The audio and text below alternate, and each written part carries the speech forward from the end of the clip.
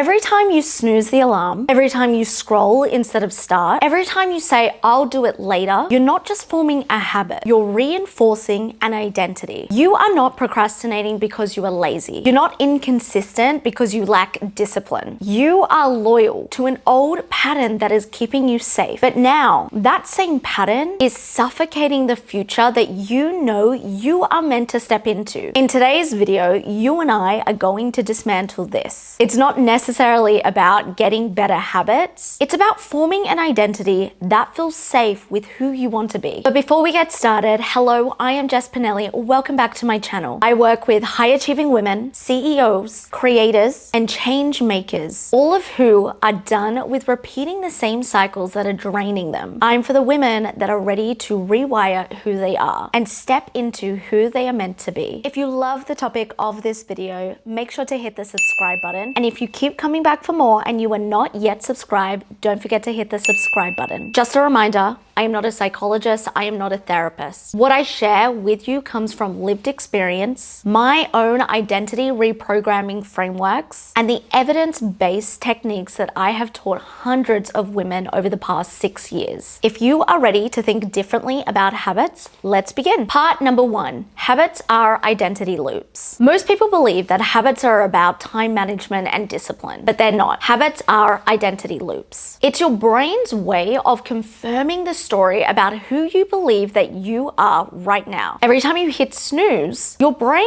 isn't just delaying your morning, it's reaffirming a version of you. A version that avoids discomfort, a version that sees rest as relief, not restoration. And every time you go against what you consciously want to do when it comes to your habits, your brain actually says to you, exactly, we aren't someone who follows through. We get inspired, but then we bail. And that's who we've always been. But here's where it gets interesting. Number 1, your habits are not just patterns. They are neurological proofs of your self-concept. And number 2, your subconscious actually doesn't distinguish between what is helpful and what is harmful. It only cares about whether it is familiar. This is the principle of homeostasis of the mind. Your brain craves stability, even if that stability is built on a foundation of dysfunction. This is why it feels so hard to break habits, because you're not just changing what you do, you are actually confronting who you believe that you are. And that identity that you have, it is reinforced by something we call the reticular activating system, or RAS for short. This is the part of your brain that acts like the filter between your conscious mind and your subconscious mind. Think of it like your brain's algorithm. If you actually believe that you are someone who procrastinates, lacks willpower, or isn't cut out for success, the RAS actually goes out into your environment and starts to scan. It selects and spotlights evidence of those beliefs. In Australia, we play a game when we're driving where if we see a yellow car on the road, we punch someone jokingly and say spotto. But what actually starts to happen is once you see one yellow car,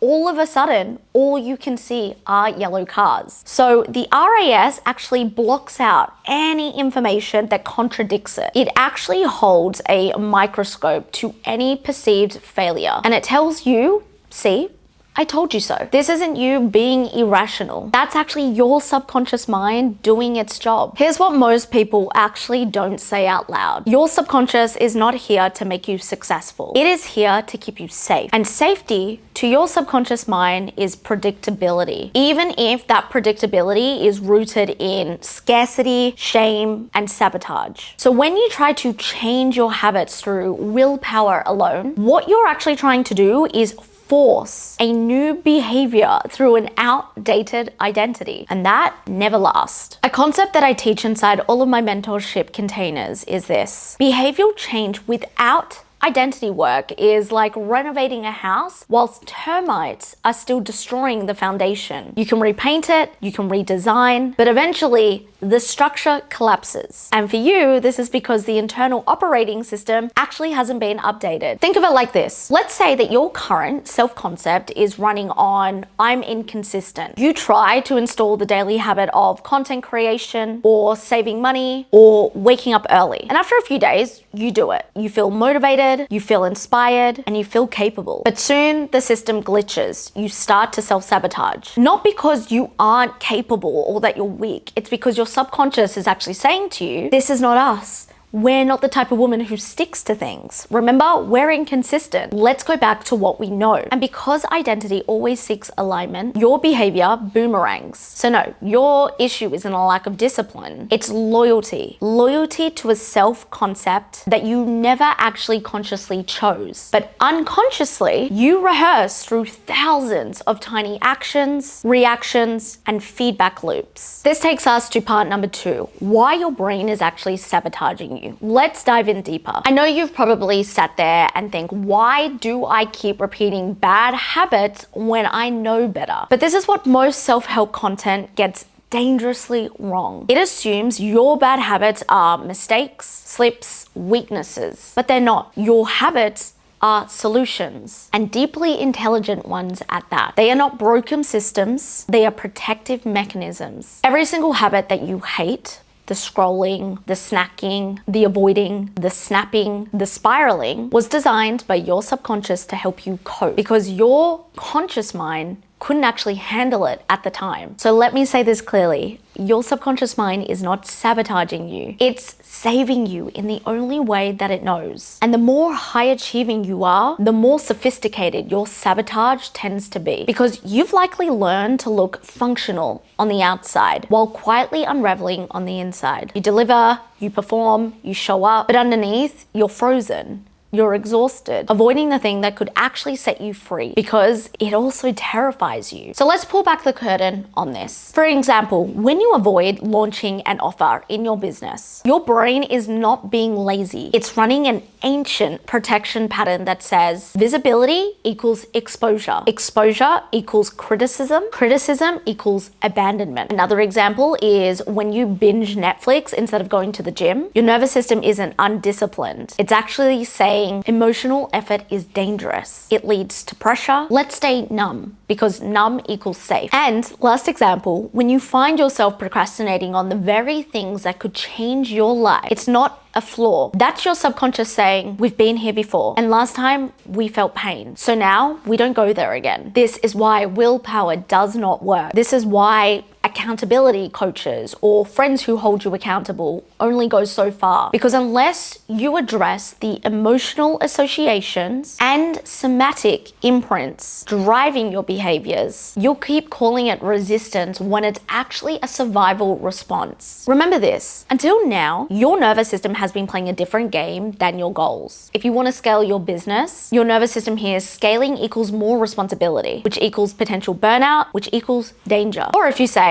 I want a relationship, your nervous system says connection equals vulnerability. Vulnerability equals potential rejection. That rejection equals danger. Because to your nervous system, doing nothing feels safer than doing something that could change your life. Your body is hardwired to conserve energy and minimize threat. So you're not just dealing with old habits or bad habits. You're dealing with an identity that actually benefits from those habits. I want you to take a moment to think about your bad habits and think about how they benefit you. Here's an example that I see a lot in my high achieving clients. Let's say there's a version of you that feels small but safe. You got praise for over delivering, shrinking, and self-sacrificing. You learned that avoiding conflict, perfectionism, and invisibility equals love. That stress to you equals success. The hyper independence equals strength. And so that becomes your coping toolkit. That became your patterns, which became your new normal. And like I said to my clients, and I'm going to say to you, no wonder your system is resisting change. To change means to grieve the version of you who survived. This brings us to part number 3, motivation versus safety. Now that you see that your habits aren't actually random, but rather protective identity loops driven by past survival, let's break down another huge myth. You don't need more motivation. Motivation is a nervous system state, not a sustainable strategy. It's what you feel when your body senses safety, not what you summon by sheer willpower, which means when you are dysregulated, when your body is in fight, flight,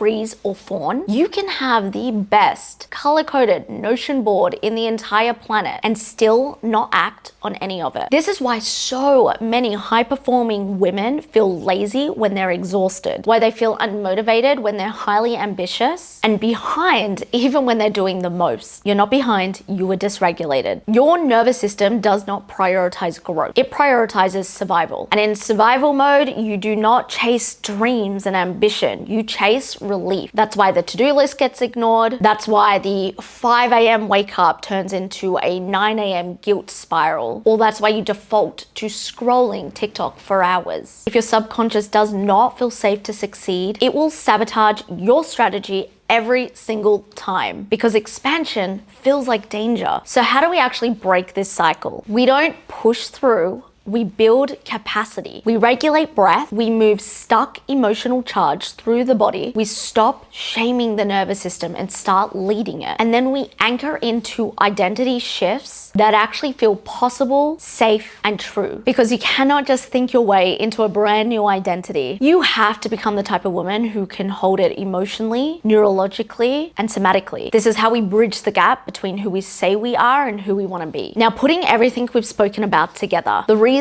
your habits feel hard isn't because you're undisciplined. It's because they are incongruent with your current perception of self. This is your subconscious identity. And we've broken it down today by speaking about your subconscious belief systems and your nervous system. You're trying to implement routines for the future version of you while still living in a belief system and a nervous system of your past self. But once your identity evolves, discipline actually becomes effortless. It's no longer a tool for change. It actually becomes the natural expression of who you are. Instead of asking yourself, how do I stop this bad habit? Ask yourself this: who am I being when I do this? Then I want you to go a layer deeper. Ask yourself, who would I be without this habit? And the final question, the one that most women avoid: can I hold that version of me that receives? Because with identity expansion comes energetic responsibility. More wealth equals more leadership, more visibility equals more exposure, more peace equals more inner stability. And your subconscious will only let you receive what you can safely hold. So this work is not about hustling harder or trying harder with your habits. It's about becoming the woman whose subconscious identity matches up to her next level without glitching, sabotaging, or shutting down. Here are 3 powerful ways that you can begin to do subconscious identity work. Number 1, repetition plus emotion equals reprogramming. Say it, feel it, anchor it. Your subconscious learns through repetition and emotional intensity. It does not learn through logic. I want you to create daily identity statements that are connected to emotional charge. Don't just say, I'm a confident CEO. You actually need to embody it. Say it while walking, looking in the mirror, while regulating your breath. Anchor it into movement and emotion, not just your thought processes. A pro tip for this that I tell all of my clients is to use, I am the kind of woman who ... statements. These are actually less jarring to your subconscious mind and more believable than straight affirmations. For example, instead of saying, I'm a millionaire, I want you to instead say, I'm the kind of woman who manages my money powerfully and attracts higher level opportunities. Okay, number 2, nervous system regulation whilst rehearsing the brand new identity. This one's actually my favorite right now. Remember, your identity won't actually stick unless the body sees it as safe. If your body does not feel safe with a brand new identity, it's going to reject it. Full stop. So this is how we're going to do it. I want you to pair expansion work, visualization, subconscious reprogramming, scripting with regulation techniques. For example, deep breathing, somatic shaking, or vagus nerve activation. This work because your subconscious stores identity somatically, not just mentally. If becoming more visible, wealthy, or powerful feels threatening, you'll self-sabotage until you teach your body it's safe to hold more. So, for example, before launching an offer or posting something bold, regulate your breath, feel your feet on the ground, and visualize the version of you who does this with ease while feeling safe. And then number 3 is micro-behavioral identity proof. Your brain believes what you do, not just what you say. Small, identity-based actions build evidence. Evidence builds belief. Belief reprograms identity. This is super simple. Ask yourself this daily. What would the version of me who already has XYZ result actually be doing right now. Then do one small thing from that lens. This works because you start collecting micro evidence of the identity that you want to step into. The subconscious then goes, oh, maybe we are this person now. Small examples are if you want to shift into the identity of a powerful entrepreneur, send the pitch, share the reel, update the pricing, not from pressure, but from alignment of the new self-concept. Now, bringing this all together, you're not lazy, you're not unmotivated, you do not lack discipline. You're just running on an identity that is so used to protecting you, but now it prevents you from expanding. It's not a flaw. It's just your system doing its job. Identities can evolve and your future self is just a pattern interrupt away. You do not need to wait until you feel ready. You need to feel safe with being the person you want to be right now. If this video hit home for you and you're starting to realize that, yeah, your habits are rooted in your identity, not from laziness, I want you to click over now and watch my video on how to use ChatGPT to rewire your identity and to set up your business and life. It is not a tech tutorial. It's a rewiring system. I'm going to show you how to use AI like a subconscious mirror, a tool that you can use daily to stop living life on autopilot and start embodying your next level self right now. Real transformation is not about doing more and piling more onto your to-do list. It's about becoming someone new and using the tools that I give you that are out there to get there. So click over now. This is the exact system that I wish that I had years ago when I was stuck in cycles of self-sabotage, second guessing myself, and starting over every single week. I will see you in that video. Bye.